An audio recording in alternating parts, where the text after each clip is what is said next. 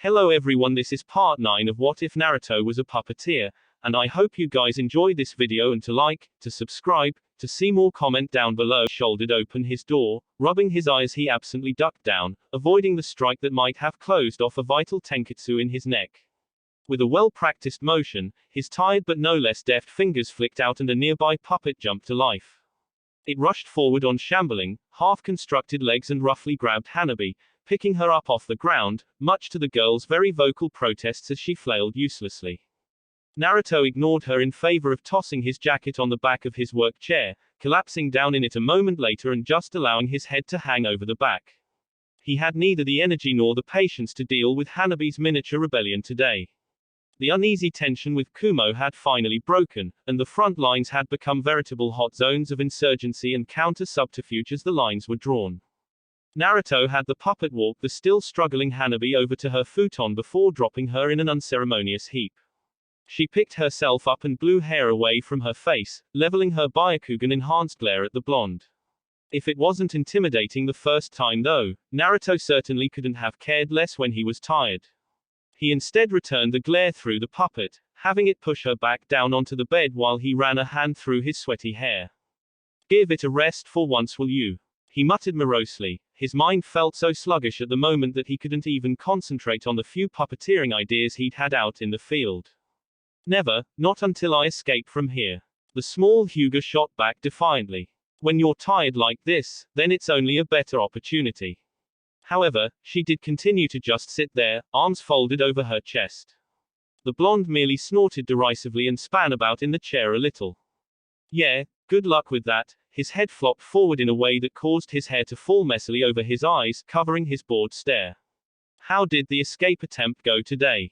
Hanabi's glare only deepened. After a moment though, a small hint of red did work its way into her cheeks, and she was forced to look away. At that, Naruto finally mustered some energy, raising an eyebrow as his interest was piqued. "Oh ho, what was it today?" he asked, cocking his head as the girl strained her neck to somehow avoid meeting his gaze even more. "Try tunneling through the walls." No response. "Maybe the elevator shaft." Again nothing. "Did you attack one of my clones?" She rolled her eyes at that one, but still nothing, so Naruto thought a little harder, looking around the room and noticing a few things amiss. His grin grew practically 3 sizes on the spot. "Did you try hiding inside of one of my puppets?" Almost instantly Hanabi's cheeks reddened and Naruto knew he hit the nail on the head. "How exactly did that go?" he questioned, leaning forward with an amused smile.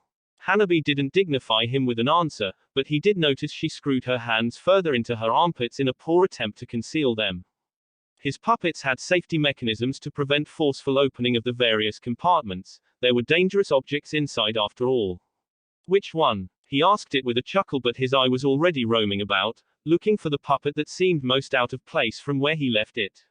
When his eyes landed on a spare model of Ramia though, tipped to the floor from its rack, his gaze became deadly serious and he was across the room in moments. "Show me your hands," he ordered in a no-nonsense tone. No trace of the previously tired and lethargic Naruto remained and Hanabi felt compelled to show him her hands.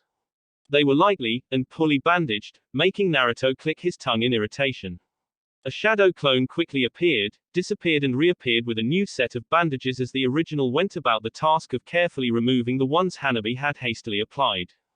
"Don't mess around with the puppets, I told you that," Naruto grumbled in the tone a parent might take with their child. All the while Hanabi just looked on in confusion, marred by the occasional wince, as he expertly redid her sloppy work. He paused when he had finished removing them, looking at the senbon scratches littering her hands. His gaze only lingered a moment before he applied some salve and quickly wound them back up. When he was finished he pushed himself back to his feet and looked down at the brunette with an indecipherable gaze. "You were lucky I don't keep poison in the spare models," he chastised with a roll of his eyes. "Or it'd be more than just your hands I'd be wrapping up right now." He walked off to his room, too tired to be dealing with this right now. Hanabi was left sitting there, blinking, her eyes slowly moving between his door and her cleanly bandaged hands. "Hey, has anybody seen the designs for the amphibious puppet?" a random clone called out, yet another in a long line of complaints that day. It was enough to make Naruto want to tear his hair out. "For the last time no, we haven't," he called back irritably. Go look for where a 10-year-old girl might hide blueprints. He only received a rather rude gesture from his equally stressed clone before it walked off. It seemed Hanabi had grown tired of her numerous failed escape attempts, at least for now. Instead, she seemed to be doing her best to spite him in any way, shape or form imaginable. That included, but was not limited to, interrupting his clones in their work, hiding various objects and papers in obscure and irritating places, making messes wherever she could, and even setting up traps for his less attentive clones to walk into and disperse themselves. If it was for the purpose of driving him up the wall, then she was succeeding. Not that he would ever let that show. In her presence he was the very image of calm and disinterested. Thankfully, that seemed to get under her skin even more than her little pranks did for him. Otherwise, he felt as though he might have simply caved and drugged her into an endless sleep days ago. Still, was getting incredibly irritating dealing with her petty bouts of childishness. Every look he got from her was one of scathing hate. It was becoming distracting. He knew she would break long before he would. She was just a young girl dissatisfied with her predicament and lashing out in anger. He, on the other hand, was driven by an overarching goal. He had come too far to let a few missing documents or a misplaced tool or two stop him now. It was a matter of pride at this point, and despite the fact that as a shinobi he should be able to discard his pride at a moment's notice, this would not be one of those moments. Even as he thought that, he absently reached across his desk to grab a new ink brush, only to withdraw his hand with a curse. He tipped the pot over and watched the glinting metal spikes pour out and skitter across the desk. Caltrops, he grumbled under his breath, eye twitching mildly cute. The blonde puppet master raised a curious eyebrow as he walked into his workshop, eyes that had been roaming about for any potential tricks coming to rest on Hanabi's form, sprawled on her futon. This mightn't have been so strange if her eyes weren't open, and she wasn't just staring up at the ceiling with a half-lidded gaze. Compared to the usual bundle of hate-filled energy and spite she had been for the past few weeks, it made for a remarkably pleasant turn. As he sat down and got on with his work though, mostly consisting of touching up various puppet designs, filling out mission reports, and sorting through the information his network deemed important enough for his eyes, he began to grow disconcerted. It was a feeling equitable to sleeping next to somebody who snored, only to suddenly have it taken away. Despite the irritation it posed, it just felt wrong not to hear it. He would guess it was a habituation affair. After around an hour of this, he found that he simply couldn't concentrate on the various papers in front of him, instead swiveling around in his chair to stare at the seemingly comatose girl. So what's the ploy this time? He asked, breaking the fragile silence, or at least, as silent as it got in a busy workshop frequented by his industrious clones. Hanabi didn't even make the effort to move, simply tilting her eyes lazily in his direction. You play dead for a while, lull me into a false sense of security. Maybe play on my sympathies a bit.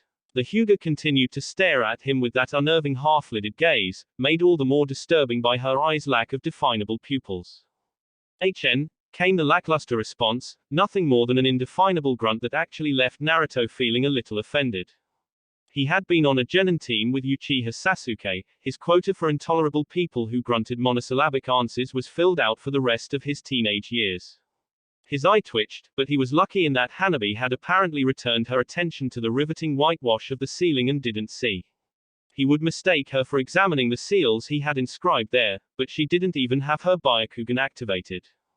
Deciding to play it off as nothing, he returned to his work. It was always there though, that blank-eyed stare. Despite his initial concerns, Naruto had to say that this strange phase that Hanabi had lapsed into, as he was sure it was such, was rather refreshing. For one thing, the lack of obstructions and little inconveniences all over the place was certainly good for his nerves and blood pressure. For another, he no longer had to worry about her endangering herself in another doomed escape attempt or spiteful prank. The only thing he did have to worry about now, was absently tripping over the girl. She had taken to moping about in strange places, most notably, random spots on the floor. The turn of events was so pleasant that Naruto had actually decided to take a rare trip outside for once, for something other than a mission at least. Since buying out the apartment complex he lived in and heavily renovating it to suit his needs, he had little use for more conventional training grounds. However, there was something to be said about a change of scenery now and then, and he actually found he was enjoying himself as he wandered through the streets of Konoha. It had become a very different place since the advent of war with Kumogakur. The general lively bustle that had been omnipresent in the streets had died down. You would rarely see a soul on the streets past nightfall, only the flitting specters that occupied the roofs and shadows. There was also a tension that nobody spoke about, but was there nonetheless. People talked less, and the raucous din of the main road had quietened to a more tolerable buzz. To somebody like Naruto, who valued his peace and quiet, it made for a positive change. As he subtly slipped through the trees towards a favorite old training ground of his, he couldn't help but sigh. The telltale sounds of grunts and shattering wood gave away the area's state of occupancy. Some things would never change. Slipping easily into his well-forged mask of a congenial smile with his hood down, he walked into the clearing only to immediately frown. Somebody he hadn't expected to see was furiously smashing away at a training pole, precisely and ruthlessly decimating the hapless wood. Hinata. The tonal inflection of his voice was genuine for once, because the girl he was looking at was very different to the timid Hyuga he was used to seeing. True, he had not seen her for a while, their shared responsibilities as tunin in a building war keeping them quite busy. Still, it was difficult to equate the determined and confident-looking young woman with the awkward and easily manipulated girl he had seen not even a month ago. Her Byakugan eyes conveyed only fury as she destroyed the log in front of her, piece by piece, with hands that weren't simply charged with chakra, but inflamed with it. Ah, Naruto, she greeted, pausing in her wooden demolition as her tunnel vision wore off and she finally noticed him in her dojutsu's periphery. Abruptly, the bubbling anger she had been acting on faded away, replaced by a weary smile. It wasn't the embarrassed, self-conscious smile she used to wear either, it was just tired, as though the simple act was taking enough of her energy as it was. It's been a while, he said, his old habits kicking in as his facade seamlessly slipped into place. The girl agreed with a slow nod. My new responsibilities have been keeping me busy, and father has intensified my training since. Her mouth opened but no words came forth, leaving her with a perplexing expression as her lips trembled. Since, she tried again but only managed to choke out a few indefinable syllables, her eyes suddenly watering as her legs finally gave up the ghost and collapsed under her. Then, all of a sudden, Naruto was faced with quite possibly the most confusing experience of his young life, a girl crying on the floor in front of him. Her face was buried in her hands, even as she desperately tried to wipe away the tears with her sleeve. Awkwardly, dropping the pretense of his fake smile for once, he placed a hand on her shoulder, unsure of what else to do. He could only take cues from what little he knew about this kind of thing, mostly from books. Hinata latched onto the offered limb immediately, still bawling, but with more labored, shaking sobs. Thankfully for the out-of-his-element puppeteer, she eventually managed to rein herself in, although by that point his sleeve had rather noticeable tear stains. Taking a few more moments to wipe away the rest of the evidence from her face, she looked up and gave the blonde a watery but heartfelt smile. I'm sorry about that, Naruto, but thank you. He nodded jerkily, feeling his words might betray him at this point. In her state, Hinata didn't notice anything off. I just don't know what to do anymore. I feel so angry all the time, at Kumogakur for stealing Neji and Hanabi-chan, and at father for acting like nothing is wrong. At the same time, I'm expected to show nothing, to be the perfect, emotionless doll my clan expects of me. They keep me so busy, train me so hard, that I never even got the chance to cry. Another racking sob broke through her mumbles, but it seemed the Hyuga had no tears left to shed for now. I know that if my clan ever saw me this way they would call me weak. But if I can't even cry with my own family, then what am I supposed to do? By now she was just staring at the ground with a lifeless expression that Naruto was able to recognize all too well. He had seen it mirrored in her sister all week. Like a flickering light turning on in the deeper corners of his mind, he suddenly saw something in Hinata that had escaped him before. Potential, raw, undetermined potential, like a pile of clay waiting to be molded in which way he chose. Then you show them that you are stronger than they think. Hinata's body stopped rocking for a moment as she looked back up at him through bleary eyes, obviously confused. He didn't force her to for long though. He knelt down, taking both of her hands in his own and staring into her eyes. Even in her current state she had the decency to blush at the intimate action. You don't show them the emotion they want to see and rip out of you, you keep it to yourself, and let it make you strong, stronger than they could ever make you.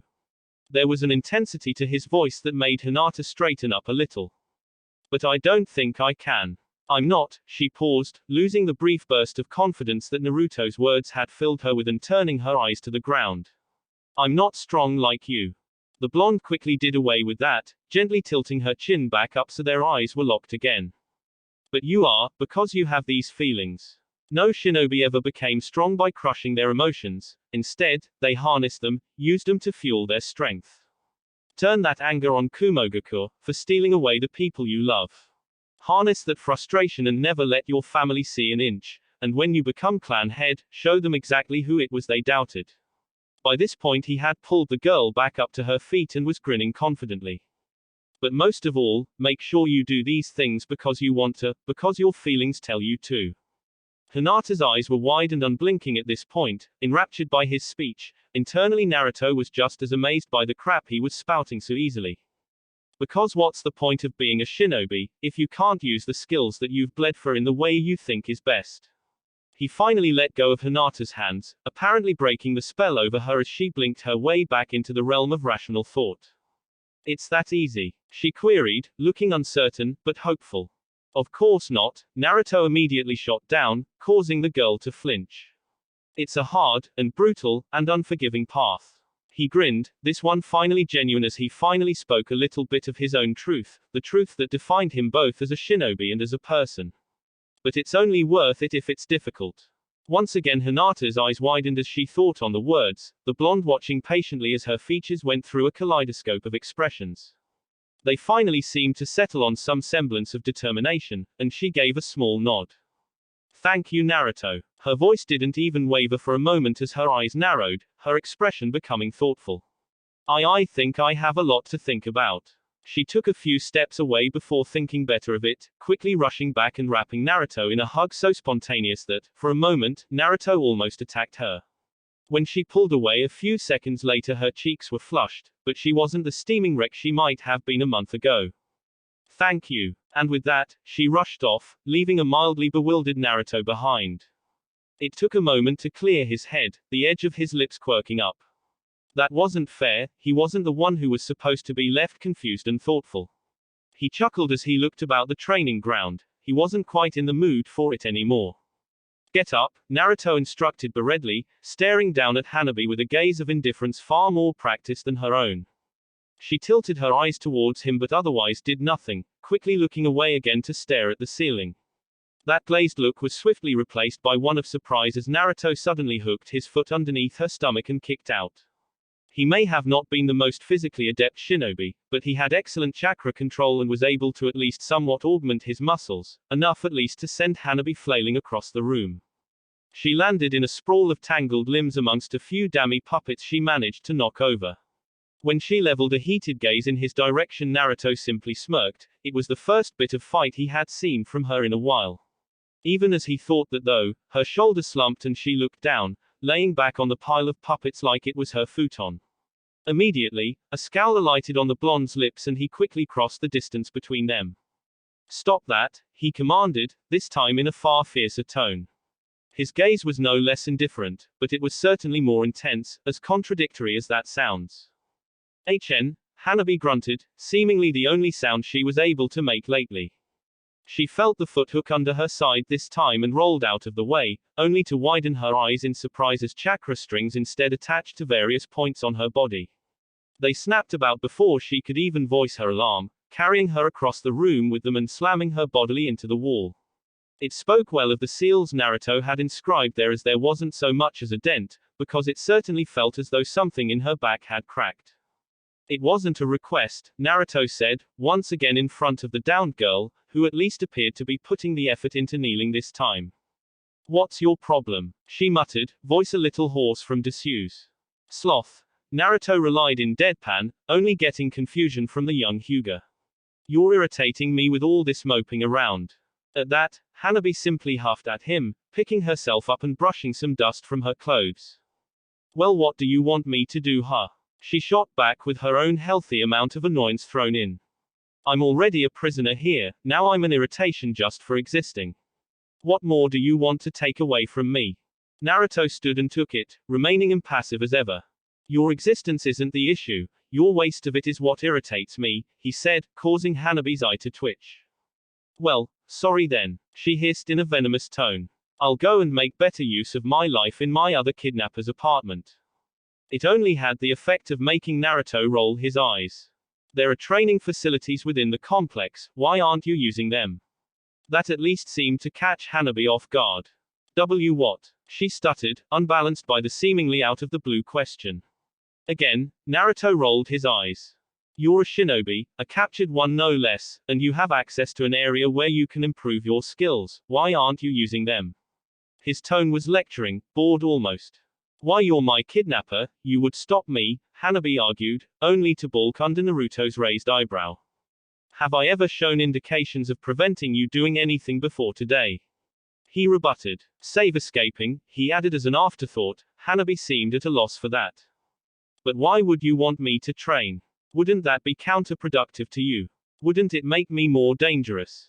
There was genuine confusion in her tone, but it quickly turned to irritation when Naruto scoffed. That would imply I see you as a threat at all.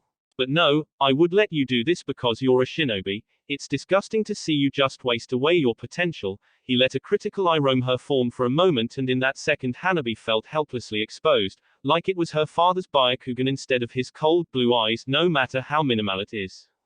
For the first time in a long time, Hanabi felt genuine indignation at something, so much so that she briefly forgot what they were initially arguing about. What do you mean minimal? She only bristled further when Naruto finally broke his indifferent mask to smirk, the very edge of his lips turning up in perfect condescension. Take it as you will, came the nonchalant reply, only angering Hanabi further as he patted her on the head once. She lashed out with a chakra-infused finger strike only for Naruto to deftly shift his body to the side. Again, he wasn't the fastest or most physically able shinobi around, but what he had was enough to deal with a girl not even out of the academy yet. He caught the girl's arm under his armpit and swiftly head-butted her right on her forehead, dazzling the younger girl. See, he began with a smirk, backing off and watching Hanabi rub her head. If you had been training, maybe you would have been able to dodge that. The girl glared at him once she had gotten over the surprising blow, only for her shoulders to slump again. What's the point? She lamented in a low tone. She looked defeated before she had even begun. I can't train in my clan techniques anymore. How am I supposed to become strong enough to defeat you? Something she said had him raise an eyebrow. You really see me as somebody strong, don't you? His voice was steady, but he was undeniably curious about the answer. Hanabi looked up at him in confusion, as if she didn't even understand the question. Of course, she answered as if it were the most obvious thing in the world. How else would you defeat Neji Onisan? That only making the puppeteer's eyebrow quirk higher. He righted his features quickly enough, getting back to the topic at hand. You've already given up then, he said, causing Hanabi to scowl. You don't get to tell me that. I'm not even a real shinobi yet. Why are you treating me like one? Her voice was heated, but it didn't affect Naruto. He just sighed, slipping back into his chair and rolling his eyes. Don't give me that, a clan child like you. You were probably being trained not soon after you began to walk. What was it? He stared at her intensely again with that same penetrating look. 4 years old. You've been training to be what your clan wants you to be for years, you never had any other choice to be anything but a kunoichi. She balked under that gaze as it only grew more intense. You are no less a shinobi than I am, I see no reason to treat you any different. Hanabi once again seemed at a loss for words, stuttering over herself in an attempt to argue anything. But my clan techniques, she stammered, causing Naruto to throw his hands into the air and half grunt, half sigh in irritation. Why didn't she understand that even locked into a life of being a shinobi, all that mattered was that she took some agency for the kind of shinobi she could be? Lately he was feeling like the damn Hyuga counselor. He just wanted to make some puppets and create an immortal legacy. What was with all these segues? You still don't understand. He groaned before setting his features back into its standard indifference. Whatever, I've helped you enough. With that, he lurched to his feet and stalked towards the door. All the while, Hanabi was still stumbling over her own thoughts. It was only after he had walked out and slammed the door behind him she managed to find her voice. You call this helping? Naruto didn't return for a good few hours, and when he did, it was to find Hanabi sitting on her futon and staring out the window. Her expression was at least thoughtful, which was an improvement over before, but she didn't react visibly to his return. This continued for a good few minutes as Naruto began to tinker with a small mechanism to improve the efficiency of his Senbon launchers. It ended when Hanabi suddenly jumped in place as the window was thrown open, the surprise eliciting a small yelp from the young Hyuga. She didn't even know those windows could open, for so long they had been symbols of her incarceration that she had begun to equate them with the walls. It was a surprise then, when they suddenly swung apart to admit a mop of gravity-defying silver hair which was soon revealed to belong to a certain masked Junin as he dropped into the room. The man took a single glance around the room before his single visible eye landed on Hanabi. For a second there was a pause. "Yo," Kakashi greeted, holding his fingers up in a peace sign and nearly causing Hanabi to fall over from the shock. She recovered admirably, pointing at the Junin in disbelief. You're Hitaki Kakashi. You're a Junin," she spouted, her words coming so fast in her surprise that they jumbled together a bit. Kakashi simply titled his head in amusement before looking around to Naruto. The blonde seemed unconcerned by the intrusion. "You have what I asked for?" he questioned beredly, deftly catching the scroll Kakashi chucked across to him. "Wonderful." And just like that, as if the silver-haired Junin didn't exist, he turned his attention on the scroll and ignored the man. At this point, Hanabi was still just getting over the fact a supposed Konoha shinobi had just come into the room, obviously recognized her and then proceed to ignore her. What are you doing?" she shrieked, her voice getting away from her in her disbelief at the absurdity of the situation. Kakashi just tilted his head again uncomprehendingly. "What do you mean?" he asked bemusedly, his eye crinkled up into a strange facsimile of a smile. "Why, you're a Konoha shinobi. Rescue me from this place," she demanded desperately, glancing across occasionally to the still unconcerned blonde as her mind struggled to comprehend the situation. Kakashi's smile only grew at the accusation. "I guess you're half right," he agreed with a shrug, only for his form to begin to melt away, quickly replaced by a simplistic-looking mannequin puppet she had seen all too often while roaming the complex. It was just Dami. Soon after, a chuckling clone of Naruto perched himself on the windowsill, smirk broad on his face as he slipped into the room and closed the window securely behind him. There was no need to taunt her, the original called from across the workshop, still skim-reading the scroll to verify its authenticity. The clone simply continued to smirk as he guided Dami back to the rack to hang itself back up. "Couldn't resist," it admitted with an amused sigh, before dispersing into a transient cloud of smoke.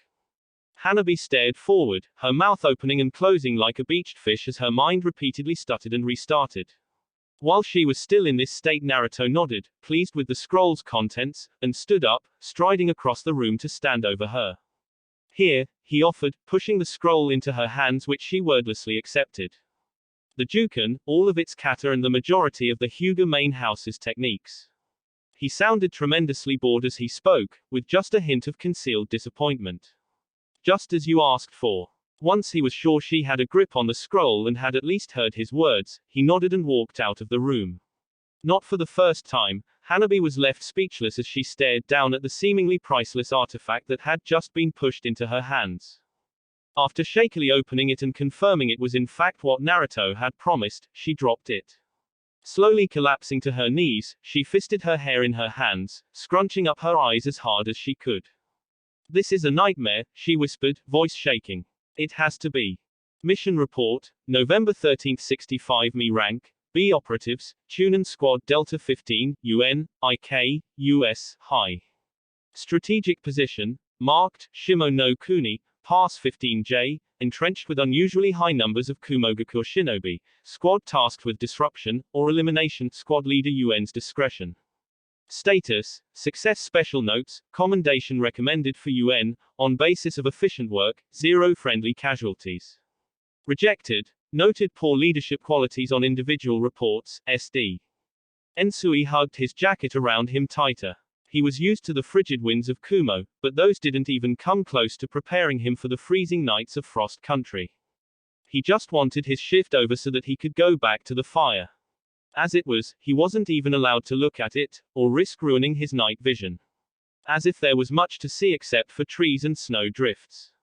He wouldn't admit it to the rest of the squad, but he was almost certain this was some sort of punishment duty. He would bet anything it was Ai's fault too.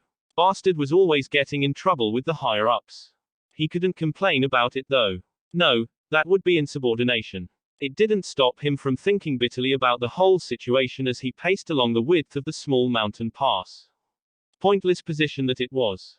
There were 100 other routes through the mountains. It just so happened that this was one of the more comfortable for merchant carts to travel through. Comfortable. Didn't these people know they were at war? Oh right, they didn't. Because some smart ass thought it would be better if the civilians remained ignorant of shinobi conflicts. To Ensui, it just meant he had to act like nothing was wrong while keeping a paranoid eye out for a Konoha knife in the back. Leaf bastards. Bad enough they had to attack Kumo and start up this stupid war, but he couldn't even get assigned to the border where the action was and earn himself a promotion gutting some tree huggers.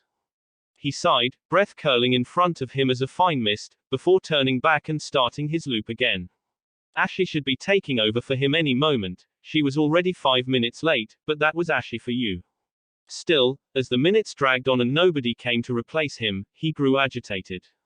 This was just like his squad, leaving him out here all alone. He gave a lingering look out into the dark stillness of the forest before turning with a grunt and marching back up the pass to the camp.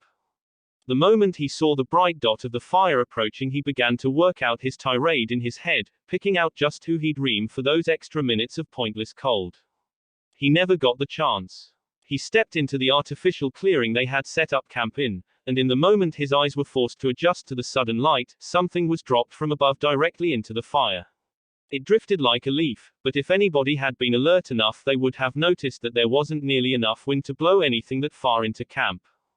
The entire pass suddenly lit up like it was midday, the sudden glare causing him to cringe back. He desperately tried to close his eyes against the light, only to realize they were closed. Even through his eyelids everything was white. For a split second his mind panicked, wondering if he had been blinded. The sheer terror of the thought blinded his other senses as surely as the flash tag. He didn't feel the thin loop of ninja wire curl around his neck until it was digging into his windpipe, lifting him off the ground. He could only struggle for a moment, flailing blindly at the wire that was already too flush against his skin to get a purchase on.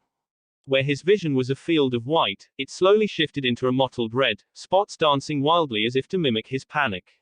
Eventually, even his thoughts dimmed, quieting, like his own strangled gasps. At the very last second, before he was certain this was it for him, he felt the noose loosen, and he was allowed to drop to the ground. He couldn't even capitalize on his sudden freedom before the creeping tendrils of unconsciousness claimed his mind. If he could still see, he would have been able to spot 11 other silhouettes drop into the snow too. A few beats passed in perfect silence as the clearing settled from the sudden ambush. It was broken by the crunch of sandals as a figure emerged into the light. Well, that took fucking ages. I thought you said Kumo procedure made them check up on missing patrol switches almost immediately.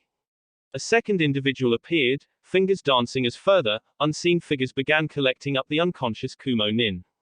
It is. You can't always account for individual adherence to their own protocol. The first figure just snorted.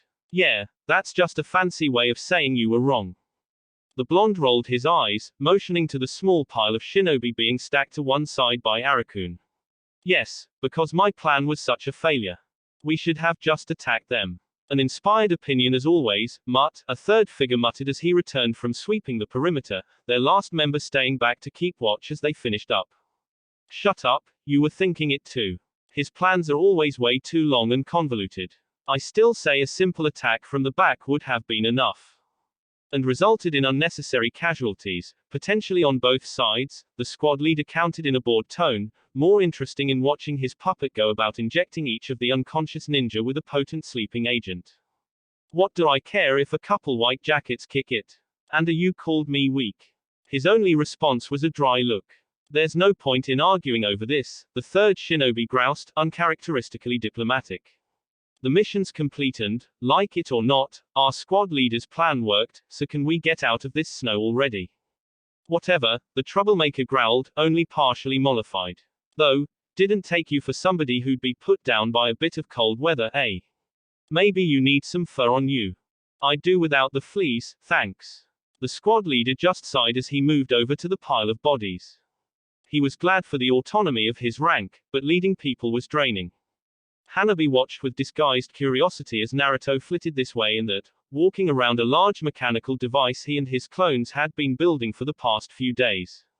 It looked like a large clothing press, like she had seen the branch members using to clean clothes back at the compound. Eventually the blonde seemed to find everything acceptable, and drew out a long rod of dark metal, clamping it into the machine. What are you doing? She couldn't help it. Normally she tried to stay out of Naruto's way, preferring to read the books he brought her, or training in one of the less used storage rooms in the building. But he had been strangely possessed while he was working on this project. It got her curious. Trying something I'm almost certain will fail, he answered without even looking back, checking to make sure the clamps were tight. Then, why do it? He would tell her what he was actually doing if he wanted to, and wouldn't otherwise. She had learned as much already. He was surprisingly candid about most things, but held others extremely close to the chest, like anything that might help her escape. Because I did something stupid, and now I have to fix a mistake. He made a sign, and two clones puffed into existence, taking up positions around a large crank on one side of the machine. I convinced your sister that I did something impossible, so now I actually have to do it, or risk being exposed. She looked at the rod of metal in the middle of the machine again. That's chakra conducting metal, isn't it? A fair amount too. It's supposed to be very expensive. Her father had a supply of it ready for any Hyuga members that wanted to take up weapon proficiencies. He would only have the best for the Hyuga. I'm not exactly hurting for money, Naruto admitted, motioning for his clones to begin. With grunts of effort they began turning the crank. The machine began to twist, gears slowly rotating the chakra metal in opposite directions, pulling it out and twisting it like a strange noodle. The metal groaning in protest, but obligingly began to be pulled out like toffee. When the rod had been pulled to almost twice the length, there was a spine-shaking snap and the rod promptly broke in half, the two ends radiating a dull red glow from the strain. Naruto simply clicked his teeth in irritation. Chakra metal can't be worked or forged like regular steel, and I need to find a way to turn it into almost microscopically thin wires able to imitate a human chakra system. Hanabi immediately scoffed, feeling a little pleased the blonde had failed so spectacularly. That's impossible. Surprisingly, he didn't disagree with her, simply motioning for his clones to begin disassembling the machine. So is learning another village's secret art from scratch, with no help, he mused quietly, but loud enough that she could hear. Or so I've been told. Mission Report, November 29, 65 Me Rank, B Operatives, UNCH. Mid-value assassination target Anzaki Hayato, deemed strategically relevant for elimination due to practice of monopolizing grain exporters damaged by raids, selling exclusive rights to Kumogaku for war fund. Status, success special notes, commendation recommended for UN, on basis of exemplary work. Handler note, I don't think Kumo will be able to even work out what he did. I can't even work out what he did. Rejected, operative completed mission as per parameters, nothing more, SD. Hayato stumbled slightly as he walked across the threshold of his home. He had been doing that a lot lately. It was unusual, because he was usually a very graceful man. He used it as a part of his overall image. He knew he was handsome, but looks were not everything in the merchant's world. Still, it helped. It was an addition to the poised, unflappable, confident facade he projected. That was his secret. He was, of course, a brilliant merchant by any standard, but the ability to own a room, to command attention and respect without uttering a single word, was what transformed him from above average to masterful. That image had been thoroughly trodden on over the past week. It had started innocuously enough, slight tremors in his hand that threatened to spill the occasional cup while he was in a private meeting. Then his skin had begun to pale. He had thought it some passing illness and called in a medic. They hadn't found anything wrong with him. When he pressed the issue, they were stumped, chalking it up to stress. Stress. Stress. Anzaki Hayato did not get stressed. He made people stressed. It had only gotten worse from there. He would notice strange, flitting phantoms, stalking him at night on the way back to his home. They always stayed in the periphery of his vision, always just vague enough to make him question whether he had seen anything at all. It was then he realized he was being poisoned, that somebody was out to get him. A hired killer, a shinobi no doubt. He knew he shouldn't have gotten wrapped up with Kumo, but the deal was just too lucrative to pass up. A complete monopoly over the entire grain harvest from Kaminari to Yu was more than he could have dreamed as a young man, and Hayato dreamed big. He hired food tasters, but none of them developed his symptoms. He called in more doctors, better doctors, but they insisted that he was perfectly healthy, that the symptoms were psychosomatic or some medical nonsense. They were insulting him, he knew it. It wasn't just one killer, it was a cabal. He began only eating food he had just purchased, no chance a poisoner could get to all the food in the country. He began missing meetings with clients, they were sure to know his schedule, so he had to throw them off. He stumbled again, a strange shooting sensation going up his leg. He needed some water, his throat was suddenly unbearably dry. He reached for a pitcher he kept by his bed only to see a shadow flit across the wall, something at the window. He spun, but only managed to trip on a loose floorboard, sending him sprawling. His eyes glanced up frantically, but whatever was at the window was gone, if it was ever there at all. No, he wasn't going mad. Somebody was after him, but nobody believed him. He was losing credibility, losing control. His head lolled back, a small cloud of dust falling from his bedcovers to land on his shoulder. Damn maid, he couldn't even keep control over his own help. He winced as another shooting pain traveled the length of his leg, this time reaching up into his arm. It didn't pass like the other spasms though, his arm continued to tingle, a strange tension taking root in the left side of his chest. He only had the chance to widen his eyes before his heart gave out, letting him slump to the floor, dead. On the outskirts of the town, Naruto sat up on the tallest branch that would safely hold his weight, peering into the room through a set of long-distance binoculars. Beside him, a cup of tea slowly cooled in the night air. He took a sip as he watched the dead body for a full 5 minutes, making absolutely sure the poison had taken hold. It was one of his more brilliant recipes, 4 different chemicals, individually harmless, completely harmless together in fact, but they had to be administered sequentially to work. One slowly began to block melatonin receptors in the brain, making the victim sleepless and paranoid. Another 2 went to work subtly altering the chemicals in the blood plasma, slowly taking the place of oxygen in the blood. Unlike oxygen, it took a lot longer to be filtered out, only building up over time.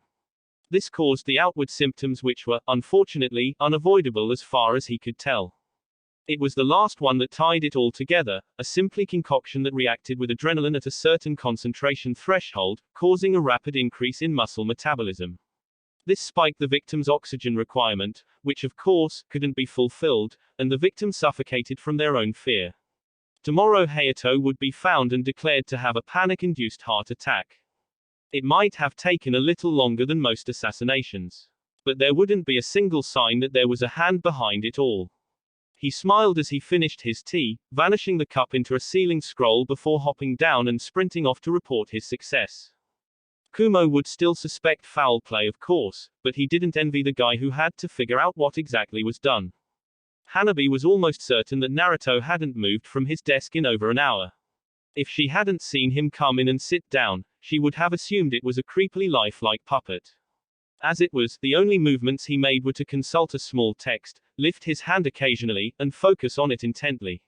Every so often it would appear to gleam with wispy green light, only to putter out a moment later, followed by a grunt of annoyance. It took another 10 minutes before he managed it again, this time holding a more consistent shimmer around the knifed hand for a few seconds.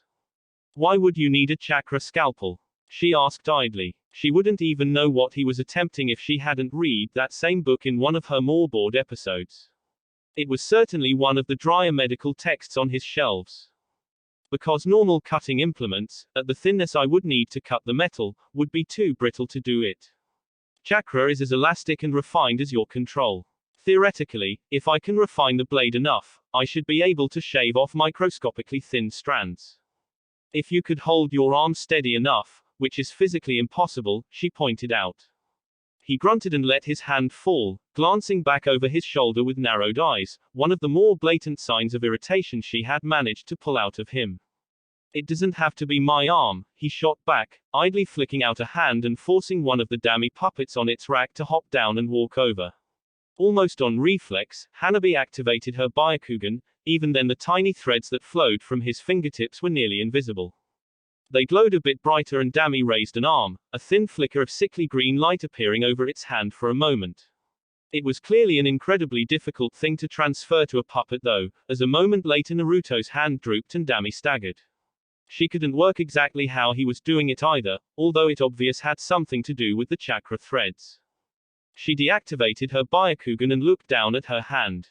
All Hyuga learned from a young age how to expel chakra from their tenketsu, but the most she had ever seen anybody in the clan extend their energy was a foot from their body, and that was in the uncontrolled spin of the chiton. Experimentally, she tried pushing out as thin of a strand as she could, only succeeding in forming a little blade atop her finger. She tried instead to push it out further, but it lost consistency and turned into a misty cone a couple of inches out from her skin. How do you do that? She asked incredulously. Either Naruto had the chakra control of Tsunade Senju, or there was some trick to it. He glanced up from the desk, having returned to working on his own technique, and quickly gleaned what she was doing with a smirk. I thought Hyuga didn't use techniques outside of the Juken. Hanabi huffed and crossed her arms over her chest, glaring back defiantly. It's academic curiosity, that's all. It's not like I have anything better to do. There's always something better to do, he shot back without thinking, already turning his back on her dismissively. She winced, knowing that laziness was one of his triggers. Knowing her luck, she wouldn't hear a word out of him for the rest of the day, and the silences here could grow unbearable. I'm sorry, she muttered, making him pause mid-turn, turning back to her, interest peaked. I was just interested. He didn't seem to know what to make of that, brow furrowing for a moment as he turned back to his desk. For a moment Hanabi though her apology was in vain, before she heard him say, you have to spin the chakra, like you're making ramen. Ramen, she said, incredulous, but Naruto was ignoring her again to focus on his chakra scalpels. Still, when she next looked at her hand and tried to expel chakra in a thread, she indeed tried to spin it. A small strand, about a foot long, wove itself out of the air, painfully visible even without her Byakugan activated. She almost wanted to slap her forehead. Was it really that easy? She never noticed the subtle look Naruto gave her as she began to play at extending her newfound ability. Mission Report, December 20th 65 Me Rank, are Operatives, Chunin Squad Beta 2, UN, Mus, Key, HK. Strategic Position, Marked, Gyodo Bridge, determined for vital destruction, supplying Kumogaku encampments from Asahi Port. Mission classified above usual rank due to importance that bridge be demolished first time. Operation untenable if Kumo alerted and allowed to reinforce, limited time window during scouted troop movements, Intel 77J3HK. Status, Success Special Notes, Commendation strongly recommended for Operative UN, exemplary work and leadership skills displayed rejected after examining individual reports, no grounds for commendation found, SD. Two shadows lurked just outside the flickering torchlight that kept the bridge essentially impassable. This is stupid, Izumo complained in a hushed whisper. Why aren't we just blowing up the bridge? This way takes ages, and the longer we're here, the more likely we are to be caught. He winced when Kotetsu slapped the back of his head. Were you not listening to the plan, or are you always this brain dead? Izumo made to round on him but he just held up a hand and sighed. Don't even answer that idiot, I've known you for long enough to know the answer. I still don't like it, Izumo muttered, keeping a wary eye on the patrolling shinobi on the bridge. They made him nervous. A full company of Kumo nin, 20 of them, and this was the lowest their numbers had been since they started staking the bridge out. Why did that shrimp get to be squad leader anyway? We're both older and more experienced than him. Would you want to argue with him about it? Kotetsu shot back, keeping his eyes to the right of the bridge, waiting for the signal from their other teammates. Izumo just shivered. He found Naruto creepy, with his pale skin and heavily shadowed eyes. Somebody so sickly looking shouldn't be nearly that intimidating. And then there was his puppets. Or the Hokage. Yeah, you made your point, I'm just saying. Shush, Kotetsu hissed as he noticed a glint from down the valley. 1, 2, 1, 3. That was the signal. He whistled sharply, imitating the noise of an indigenous swallow. The Kumo nin didn't even stir. There was a moment of pause before an unusually strong gust of wind raced over the bridge, forcing the shinobi to brace themselves, most of them averting their eyes for a second. In that moment, a single shadow flitted up the side of the valley, swiftly alighting on the branch next to the two Konoha Chunin. We all set? Naruto asked, eyes flickering over the bridge guards carefully. This was the most dangerous moment of the operation, with the highest likelihood of being noticed. If one of the shinobi happened to glance down at the wrong moment. All good, Kotetsu answered, unwilling to let Izumo put his foot in his mouth. He actually enjoyed getting proper missions again. Gate guard duty was slowly becoming his waking hell. Sahashi gave his signal a few minutes ago. Naruto nodded, eyes narrowed in concentration as his fingers worked tirelessly just under his sleeves. It was difficult without a direct sight line to his puppets, but he had some limited ability to work via feel. They waited a few more minutes until Kotetsu spotted another glint of light. After verifying the pattern, they once again created a distraction for their final member to make it back. This time it was Naruto throwing his voice to imitate a particularly large breed of mountain lion. It wasn't exactly native to the region, but it also wasn't never seen around these parts. It was enough to divert the guards' attention for Sahashi to make it up to them unseen. It's placed, 22 minutes to the second, he reported in a whisper. I hope you have your timings right. I always get my timings right, Naruto shot back, a little more brusquely than he might have normally. The margin for error here was very slim and he couldn't afford mistakes, so he was a little tightly strung. Come on, we should retreat to a better vantage point. There was a rocky outcropping further upriver that gave a good view of the bridge's silhouette, looking quite impressive in the morning twilight. It was a recent construction, all concrete and rebar, the kind of structure explicitly designed against shinobi sabotage. If they had tried to take it out conventionally, it would have required a ridiculous amount of explosive tags in strategic locations in full view of the walkway itself. So, Naruto decided they weren't blowing it up. Instead, they had spent the last week slowly wearing away at the structural supports close to the base of the ravine, using Sahashi's skill with wind ninjutsu to slice right through the concrete over time. When they were finished, Naruto used Arakun to repair the damage with the same resin-based adhesive he had planned to use against Gaara all those months ago. Tonight had been the last stage, with Naruto going about spraying the patch jobs with the adhesive solvent, designed to melt the glue in roughly 30 minutes. At the same time, Sahashi had been climbing under the bridge to place a small speaker right at the center. If they had timed it all right, the sun crested the horizon and, for a moment, every single guard on that bridge was blind. The speaker went off, emitting the pre-recorded noise that immediately had every head on the bridge turned towards the source. Feet scraping on concrete. The ninja in the immediate vicinity immediately jumped on what they perceived as an invisible saboteur. Those on the fringes simply moved in to see what all the fuss was about. It wasn't perfect, just over half of the Kumo nin drawn towards the center of the bridge, but it would have to be enough. A low, rumbling creak echoed down the length of the canyon, and that was all the warning they got. A loud crack followed as the center of the bridge snapped under the strain of its suddenly unsupported weight, huge chunks of concrete breaking off to fall the 100 or so feet to the valley floor. Only one of the guards managed to scrabble off the bridge in time, the rest tumbling helplessly along with the rubble of the once proud monument to Kumo's control of the region. Naruto's team only stayed long enough to see the first section fall before sprinting off in the opposite direction.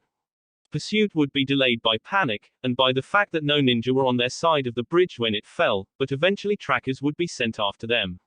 They would be back in the village before they even picked up the real trail, if Izumo and Kotetsu had done the jobs correctly.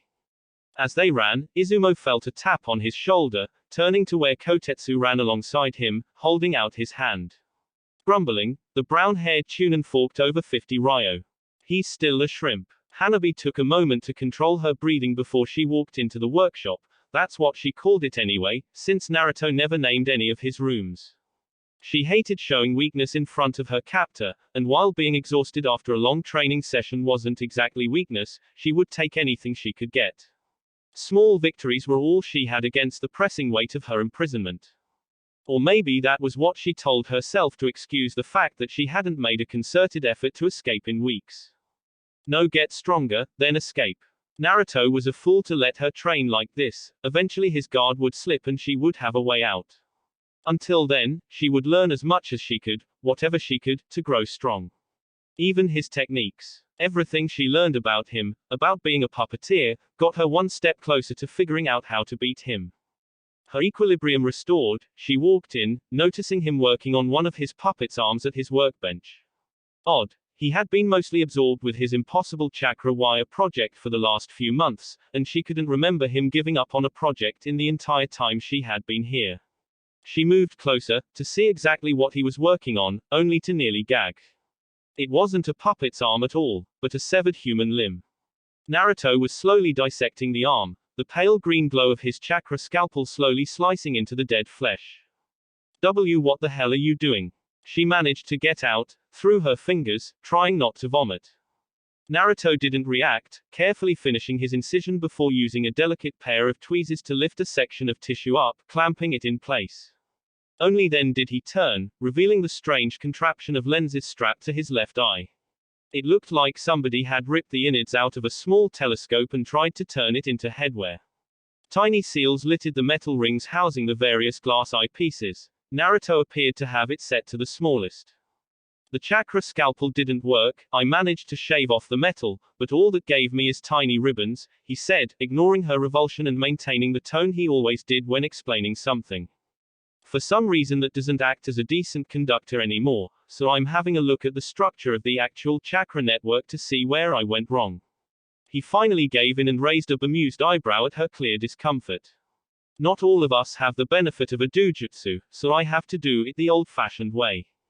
You didn't. Hanabi couldn't even finish the thought, just waving absently at the arm while doing her best not to look at it. He glanced back at it before laughing. What, steal somebody off the streets to slice 'em up for my mad experiments? What do you take me for? He sounded genuinely affronted, and Hanabi was surprised to find that she actually felt a bit guilty for jumping to conclusions. Naruto may have kidnapped her, but that was a self-admitted mistake. He had never shown tendencies for anything so grisly. Why would I do that, he continued, when there are so many Kumo nin lining up for the honor? Hanabi's eyes widened in horror, glancing down at the arm again and physically flinching away from it. It only lasted for a moment though before Naruto burst out laughing. I'm kidding, he said between chuckles. I requested a cadaver from the hospital. He rolled his eyes, removing the contraption from his head. Geez, always thinking the worst of me. Well, it's not like you're swimming in good traits, Warmonger-san, Hanabi shot back, cheeks aflame from the prank. I suppose I deserve that, Naruto admitted dismissively, swiveling on his chair to get up, moving towards the kitchen to get a drink. Hanabi was left standing there awkwardly for a moment before her eyes gravitated to the device on the desk. She picked it up tentatively, squinting through one of the lenses. She was amazed to find her view of the far wall greatly magnified. She tried another and she could make out the individual grains of the wood across the room. The magnification was far beyond what the lenses themselves could have done, which she supposed was where the seals came in. She still didn't know enough about fuinjutsu to tell exactly what they did, but they looked quite complex. Frustratingly, Hanabi was almost certain Naruto would actually teach her, or at least get her started on the reading material, if she just asked. She didn't want to give him the satisfaction. Did you make these? She asked instead. He glanced up from rooting around in the fridge. What, the glasses? Nah, wouldn't have even thought to make something like that. I found them in the cryptanalysis department by accident. Found? She questioned, dubiously. He didn't elaborate. She glanced down at the arm again. It suddenly didn't seem quite so intimidating now that she knew it was a medical cadaver. It was a weird distinction, but the fact that this person had at least willingly donated their body somehow made it a lot better. How can you be so blasé about death? She asked as the blonde returned, settling down at his workbench and strapping the glasses back on. I don't know, desensitization. It might have been her imagination, but she almost thought his voice had been a little strained. If you hadn't noticed, our job description is pretty much, killer for hire, or do they sugar that up in the Hyuga clan? I think they sugar that up, for most 11-year-olds, she retorted dryly. That at least made him look up, peering at her curiously. Huh, I keep forgetting you're so young. He returned to his examination and Hanabi hated the fact that she had to suppress a sudden rush of pride at the pseudo-praise. Still, gotta get used to the reality of it eventually. Hanabi just sighed as she stalked away, flopping down on her bed to sleep off her training. She didn't even feel hungry anymore. Why, if I'm just going to be locked in here forever? With her face buried in her pillow, she couldn't spot Naruto pause in his work, free hand tapping against the table restlessly. Mission Report, January 15, 66 Me Rank, Operatives, UNCH. Capture of mid-priority person of interest alive Kaitsu Meguritsu, son of acting lighting Daimyo, intended for use in eventual bargaining position. Currently being held in secure location Intel 79K3MA under rotating guard, at least one Junin on location at all times. Previous exfiltration failed, high alert extremely likely. Status, redacted classified under Hokage's seal. Special notes, redacted classified under Hokage's seal. The rafters didn't provide much wiggle room, likely intentionally, and if he had been a full-grown adult, Naruto was quite sure he wouldn't be able to use them like this. Perhaps one of the last times he could use his short stature for his benefit, given the growth spurt he had been undergoing recently. He awkwardly maneuvered himself into position, going slowly as to not make a sound. Rafters in places like these had been specially designed to be noisier than usual, so extra care was required. It didn't help that, every few minutes or so, one of the guards would come in to check on the little lordling, forcing him to throw up his camouflage in advance and sometimes wait for minutes in tense, paranoid silence. He only ever gave himself 3 minutes after each visit to move. More than that would have been pushing it considering how random their visits could be. Still, he was eventually in position. The good thing was that the rafters were designed to squeak from sudden pressure, like a shinobi throwing a kunai. For a good enough Junin, that kind of warning was more than enough, especially when they were only separated from their charge by a flimsy sheet of rice paper. Even the slight recoil from his wrist-mounted Senbon launcher would probably give him away.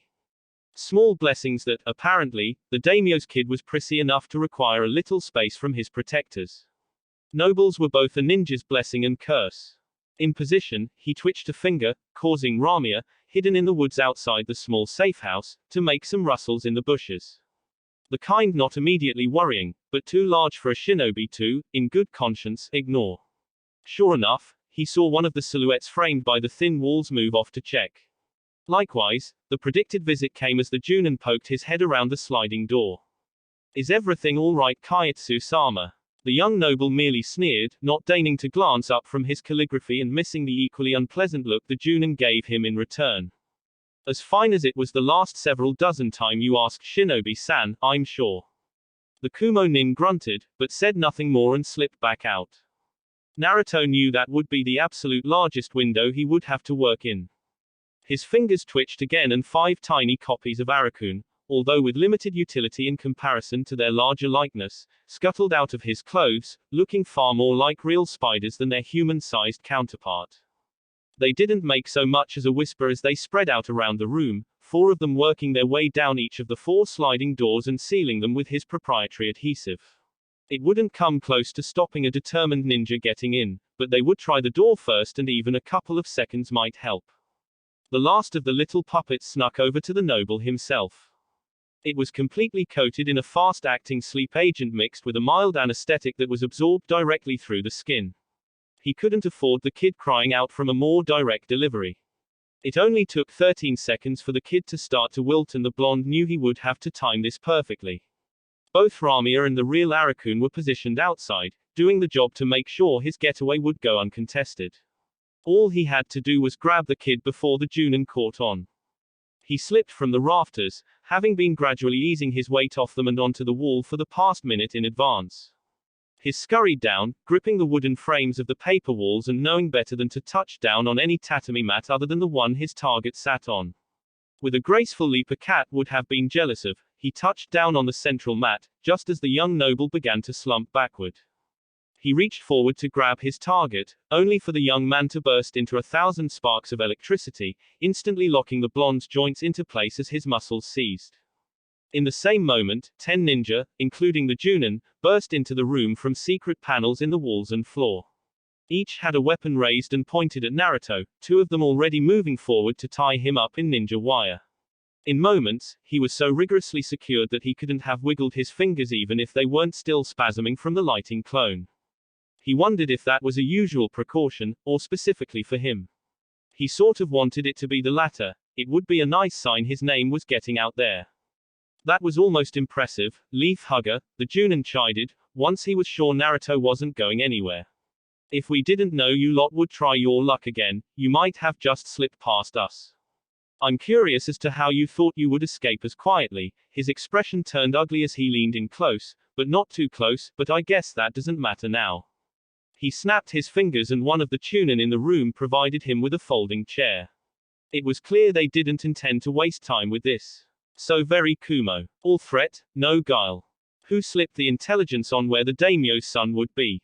Naruto just smirked defiantly. One of the tunen immediately stepped forward to backhand him. His head was snapped to the side painfully, but he only smirked harder when he saw the tunen shake his hand with a wince.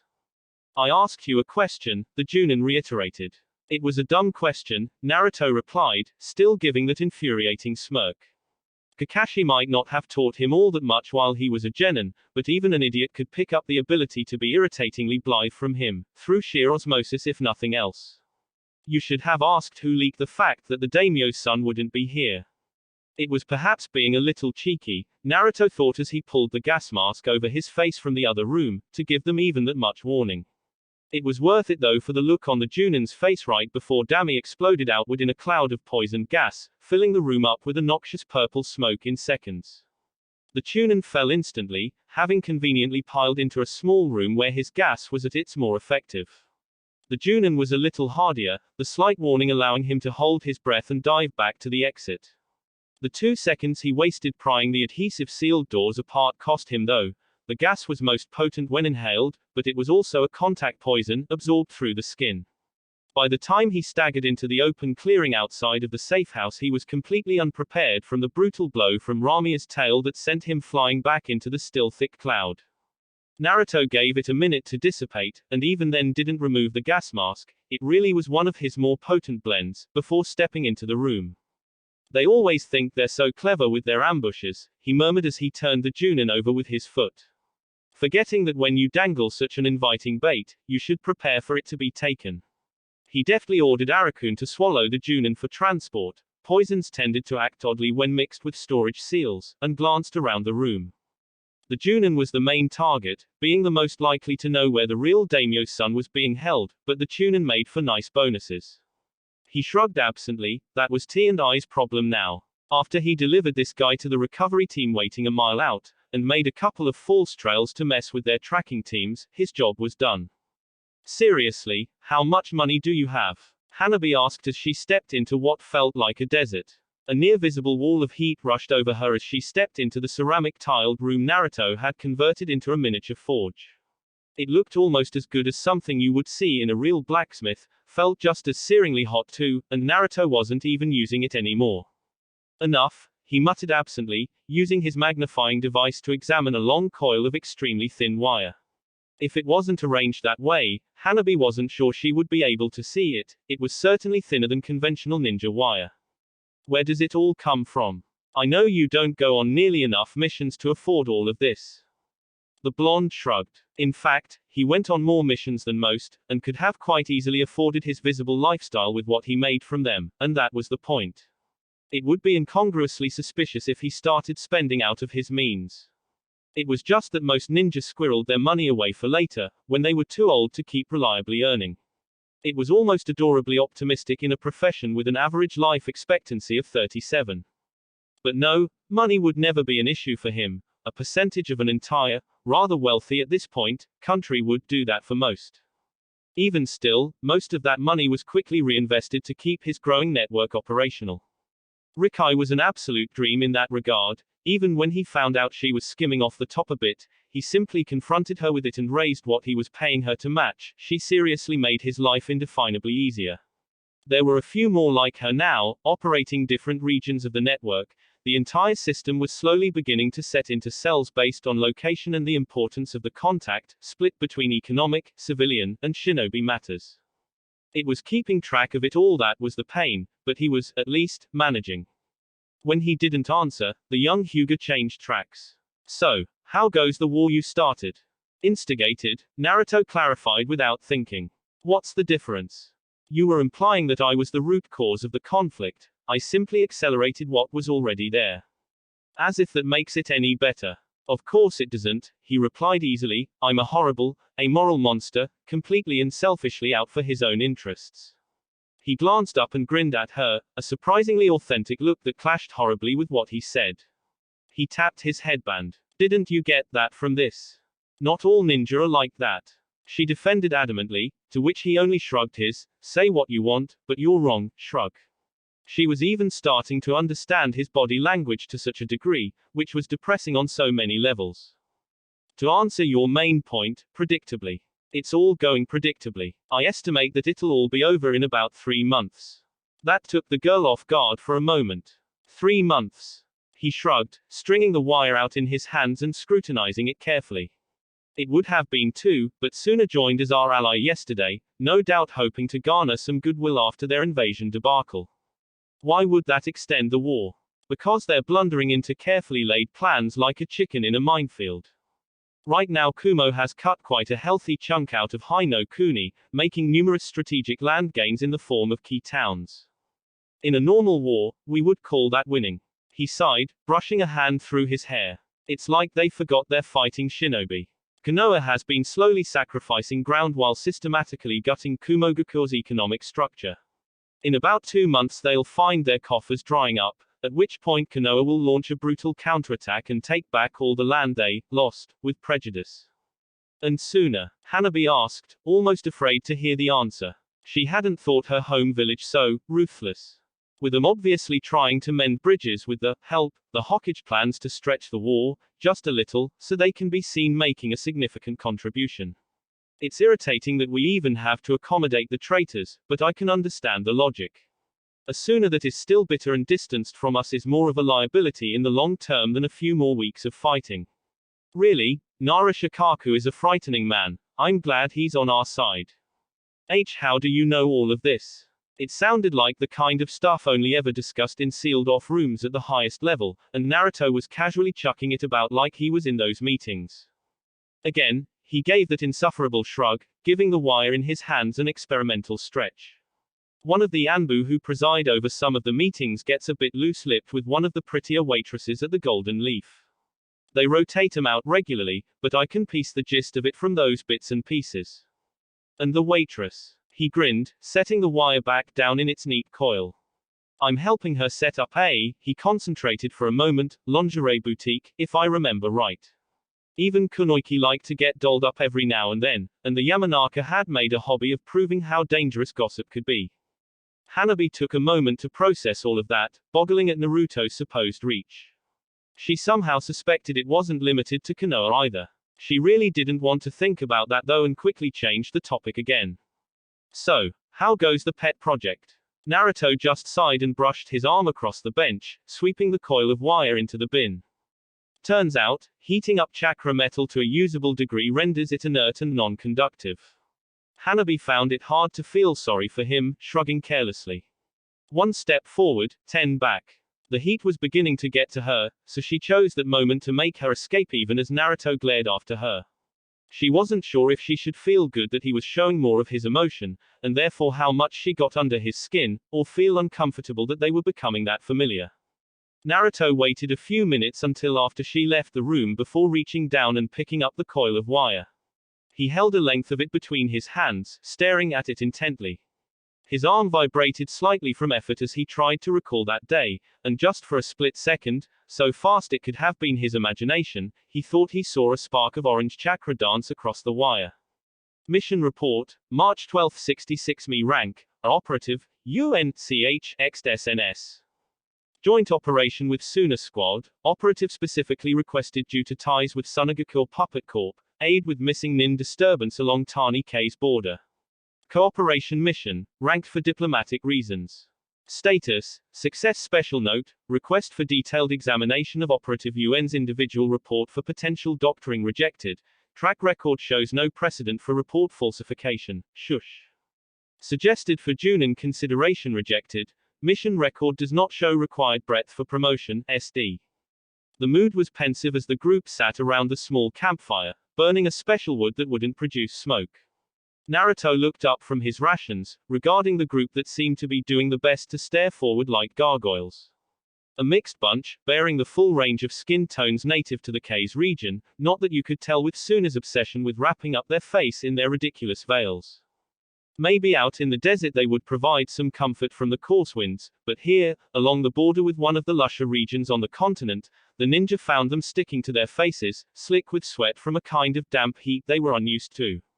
Naruto was only faring a little better himself, but at least he had dressed for the occasion, choosing a much lighter jacket that had less pockets, but wouldn't give him heat stroke. That wasn't the reason for the tense mood. He caught the glances, each of the puppeteers weighing him up curiously. He wondered what Kankuro had said about him, or if the other puppeteer's opinion even carried any weight with these people. The Yondaime Kazekage was dead, but his children were supposed to be quite prominent in their roles, or so his agents in the village told him. They still hadn't elected a new leader, but he was sure they would get around to it any day now. It certainly wasn't going to be one of this lot. He looked back down to his food, noticing one of the younger puppeteers on the other side of the fire spare a fleeting glance at him. He observed the food for a moment, standard rations, nothing special. Oh, how pedestrian. He felt a little insulted. Ack, he droned in perfect monotone, jerkily rising to his feet as he placed a hand to his throat, waving the other in exaggerated motions. Alas, poor fate, it appears I have been poisoned, he continued, eyes flat, as though he was commenting on a particularly boring cloud. Woe is me, who could have perchance seen this undue fate befall me. By now the others around the fire were scowling at him, some of them standing restlessly. Their leader, a particularly burly Junin with a veil made from thick gauze, spat into the fire. Shit, it's a puppet. Kankuro warned as he could imitate himself. He turned away, scanning the tree line and the shadows of the small camp. What twisted irony is this? Naruto continued in his monotone, heedless of the fact they were now ignoring him. That I would fall to my brethren from across the sands. Brothers, in our marionette mastery. The Junin rounded on one of his subordinates. I thought you would be able to tell if he substituted with a puppet, why did we bring you otherwise? I would, I swear. The woman claimed, staring at the pantomiming blonde incredulously, he must have been a puppet all along. Shit, the man reiterated, gesturing to the tree line. Spread out, find where he's hiding, and don't fuck up this time. He turned on the woman again. You. Watch this one. If it doesn't explode, destroy it, the rest of you. He gestured again and the remainder of the squad flitted out into the trees. Ah, and so it is, Naruto continued, like he really was a play actor, finishing his lines regardless of his audience, that with the cruelest of betrayals, I die. He abruptly flopped to the ground, going from perfect soliloquy to boneless in an instant. The clearing immediately quietened, the young Suna Chunin glancing at the puppet nervously, giving it a few seconds before walking over. The rest of the squad must have been thoroughly combing the surrounding trees by now, so if Naruto hadn't triggered his trap, he wasn't going to. She knew she should just destroy the puppet with a jutsu from afar, but curiosity was gnawing at her. She may have been a recent addition to the puppet corps, but her interest was no less intense for it. The chance to study a completely different style of puppeteering was too much of an opportunity to pass up. She carefully moved over, still wary for the entire puppet to suddenly explode outwards. She did pause just before turning the limp marionette over, and the slight hesitance cost her. A subdued thwip, a slight sting in her neck, then blackness.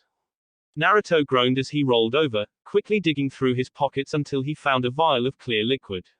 He immediately downed it and sighed as the burning that had been spreading from his midsection cooled. That had been a little risky, even for him, but it was better than taking on the entire squad together. He stood, sparing a glance at the unconscious Suna Chunin before reaching down to pluck the senbon out of her neck. He would have to thank Sasuke for giving him the inspiration for his wrist-mounted launcher, if he didn't forget. He cracked his neck, feeling the last vestiges of the poison symptoms fade. Seriously. Pure animal venom. Not even synthetic. He really did feel insulted. He pulled out a scroll and released Ramia in a puff of smoke, a smile beginning to work its way onto his features as he looked into the tree line. Time to go hunting. Hanabi chewed her lip thoughtfully as she sat in the corner of the repurposed forge room. Naruto had an unapproachable intensity to him as he worked, so she knew better than to interrupt him. The forge still took up one of the walls, unlit, but now the room was crowded with machinery. A huge rig comprised of specialized rollers, interspersed with special burners the blonde had rigged to chakra strings. His latest attempt at creating the chakra wires that had absorbed his free time for months. She was curious about his mood. He had told her a little about the mission with Suna, including the betrayal. She thought he would be happy that he got to test his mettle against so many other puppeteers. Instead, he had been irritated that the Hokage had decided to sweep the whole thing under the rug so that their relations with Suna wouldn't worsen further.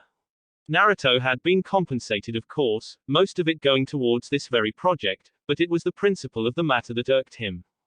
In that regard, she could understand. Even though he had come out of the encounter mostly unscathed, the indignity of seeing your attackers get off with a slap on the wrists must have been galling. It annoyed her that she could see from his perspective even that much. Her thoughts drifted to his telling of the fight, the fact that he had mopped up an entire squad of the puppet corps using a single puppet, the very field they specialized in. It was a little scary. She had always assumed her captor was powerful. He beat Neji after all, the strongest person she knew besides her father, but actually seeing it was something else. She followed him with her eyes as he slowly worked his way down the rig, watching the chakra metal pass through successively smaller rollers, occasionally giving the thinning cords a burst of chakra-fueled flames to keep them ductile. It was an extremely gradual process, wrapping almost twice around the room before the wires came out as thin as he would need them. The fact that he had gone even this far, after so many failures, proven he was extremely driven, if nothing else. "You're strong, aren't you?" she asked abruptly, causing him to turn. His features were furrowed in concentration, but softened slightly when he spotted her. He likely hadn't even noticed she'd come in. He had been doing that a lot lately, relaxing around her, letting himself drift off into thought instead of just pretending to, like he had originally. She wasn't sure how to feel about that. He blinked. Not really. The answer caught her off guard. Most ninja were all too happy to brag about how strong they were. What do you mean? He was strong. She knew it. How else had he done all of the things he accomplished? Well, there's plenty of people more powerful than me, he said, slowly. It was clear he hadn't given the matter much thought. People better at taijutsu, or genjutsu, people who could outclass one of my puppets with a sword, or know a lot more jutsu than I do. He shrugged casually. I'm just really good with puppets, have a lot of chakra, and can think a bit more laterally than most. But, you just beat an entire squad of Chunin and their captain. Hanabi argued. So, he shot back, moving over to one of the nearby benches and grabbing a kunai out of a box. You can be a master of all forms of taijutsu, but a kunai in the spine will still kill you. You could be able to enslave an entire village with genjutsu, but a deep enough cut on the inner thigh and you would bleed out in seconds. You could boil an entire lake with a fire jutsu, and even Tsunade Senju couldn't save you with a pulped heart. He set the weapon back down when he saw he made his point. Nobody is all powerful, all it takes is one mistake, your guard lowered at the wrong moment, and you're dead. His mind drifted to a flash of pink hair before he shook his head of it, refocusing on the moment. I'm not strong, no stronger than any other human. I just have no interest in dying yet. He left Hanabi to think on that as he moved back to the end of the machine, carefully drawing out a strand of near-invisible wire and holding it between his fingers. A moment later he smiled brilliantly. Intrigued, Hanabi activated her Byakugan and dropped her jaw. The minuscule thread of metal in his hands was aflame with chakra, virtually indistinguishable from the chakra system she could see just as well in his own body. But that's, she muttered lamely, unable to finish the thought. Perseverance, Naruto said, still grinning madly, all traces of his former mood vanishing like smoke out a window. That will be it for this video. If you want more, comment down below, like, subscribe. And see you guys later.